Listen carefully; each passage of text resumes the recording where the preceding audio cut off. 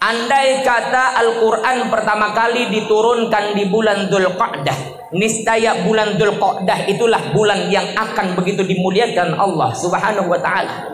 Andai kata untuk yang pertama kali Al-Quranul Karim diturunkan di bulan Sya'ban, niscaya bulan Sya'ban itulah bulan yang begitu diistimewakan oleh Allah Subhanahu wa ta'ala. Andai kata pertama kali Al-Quran diturunkan di bulan Jumadil Akhir, niscaya bulan Jumadil Akhir itulah menjadi bulan yang begitu diistimewakan oleh Allah Subhanahu wa ta'ala. Cuma masalahnya ternyata Al-Quran bukan diturunkan di bulan Dzulqa'dah, tidak diturunkan di bulan Dzulhijjah, tidak diturunkan di bulan Jumadil Awal, Jumadil Akhir, Rajab ataupun Sya'ban. Akan tetapi Al-Quran pertama kali diturunkan oleh Allah Subhanahu wa ta'ala di bulan Ramadan. Maka wajarlah apabila kemudian bulan Ramadan menjadi bulan yang begitu dimuliakan oleh Allah Subhanahu.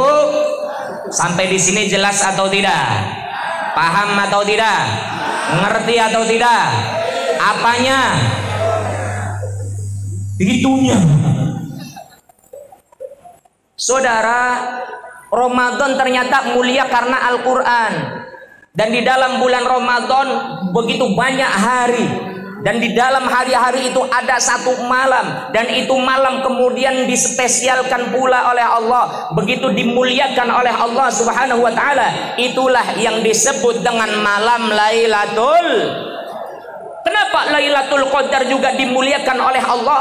Karena pada malam itu Al-Quranul Karim diturunkan oleh Allah minas sidratil muntaha ila sama'id dunya, dari sidratil muntaha menuju langit dunia.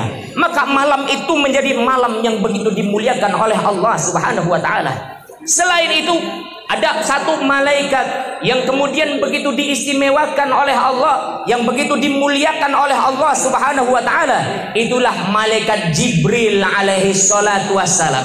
Kenapa Ustaz? Malaikat Jibril yang begitu diistimewakan, yang begitu dinomor satukan oleh Allah Subhanahu wa ta'ala. Jawabannya adalah karena malaikat Jibril itulah yang menjadi perantara antara Allah dan Rasulullah Muhammad sallallahu alaihi wasallam dalam menyampaikan wahyu Allah Subhanahu wa ta'ala. Andai kata yang menjadi perantara wahyu Allah kepada Rasulullah malaikat Munkar dan malaikat Nakir, niscaya malaikat Munkar dan malaikat Nakir inilah yang akan dinomorsatukan oleh Allah Subhanahu wa ta'ala. Andai kata yang menjadi perantara antara Allah dan Rasulullah dalam menyampaikan wahyunya adalah malaikat Malik dan malaikat Ridwan, niscaya malaikat Malik dan malaikat Ridwan inilah yang akan menjadi malaikat-malaikat yang begitu diistimewakan oleh Allah Subhanahu wa ta'ala. Tapi fakta menyebutkan bukan malaikat Malik, bukan malaikat Ridwan, bukan malaikat Raqib, bukan malaikat Atid, bukan malaikat Munkar, bukan malaikat Nakir. Akan tetapi yang menjadi perantara antara Allah dan Rasulullah Muhammad sallallahu alaihi wasallam dalam menyampaikan firman-firmannya itulah malaikat Malaikat siapa Bapak Ibu? Jibril. Makanya tadi kita sholawatan itu namanya sholawat Jibril. Sholawat apa Bapak Ibu? Kita harus tahu ini nama-nama sholawat. Kadangkala kita sering sholawatan, tapi ketika ditanya, Bu, itu sholawat apa? Embu beli weruh. Itu pujian apa? Embu beli weruh. Iki amplop apa? Amplop isun. Amplop siapa? Itu sholawat Jibril. Spesial. Kenapa? Jibril bisa dimuliakan oleh Allah karena Jibril menjadi perantara antara Allah dan Rasulullah dalam menyampaikan firman-firmannya. Maka hadirin Bapak Ibu yang dimuliakan Allah, bila Ramadan bisa mulia karena Al-Quran, bila malam Lailatul Qadar bisa mulia karena Al-Quran, bila malaikat Jibril bisa mulia karena Al-Quran, maka siapapun di antara kita yang mau dimuliakan oleh Allah Subhanahu wa ta'ala, jadikanlah Al-Quranul Karim sebagai bacaan utama kita. Terlebih lagi, jadikanlah Al-Quranul Karim sebagai pedoman kehidupan kita. Siap atau tidak? Siap atau tidak? Jadikan Al-Quranul Karim sebagai pedoman kehidupan kita. Siap atau tidak? Jibril bisa mulia karena Al-Quran Bapak Ibu. Malam Lailatul Qadar mulia karena Al-Quran. Ramadan mulia karena Al-Quran. Maka siapapun di antara kita yang mau mulia, maka jadikanlah Al-Quranul Karim sebagai pedoman kehidupan kita. Yakin dengan semuanya ini.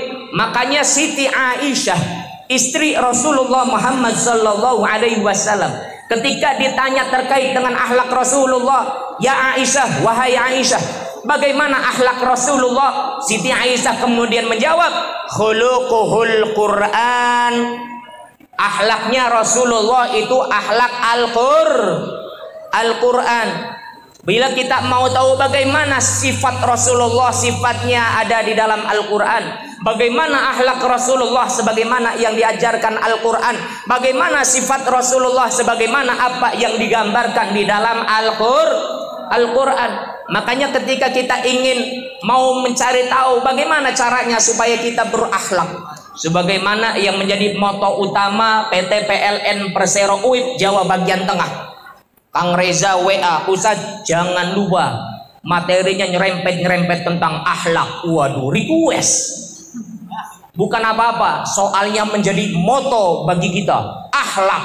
Apa kan singkatannya, Pak? Kedawan. Akhlak. Ya intinya kita harus menjadikan Rasulullah Muhammad sallallahu alaihi wasallam sebagai suri tauladan dalam masalah akhlak. Enggak usah kita jauh-jauh nyari siapa bintang luar negeri, nyari tokoh luar negeri agar kemudian kita mempunyai akhlak yang sempurna. Tidak usah. Allah sendiri sudah mengungkapkan, laqad kana lakum fi rasulillahi uswatun hasanah. Sungguh ada pada diri Rasulullah uswatun hasanah, suri tauladan yang baik Bapak Ibu sekalian. Tauladan yang sempurna.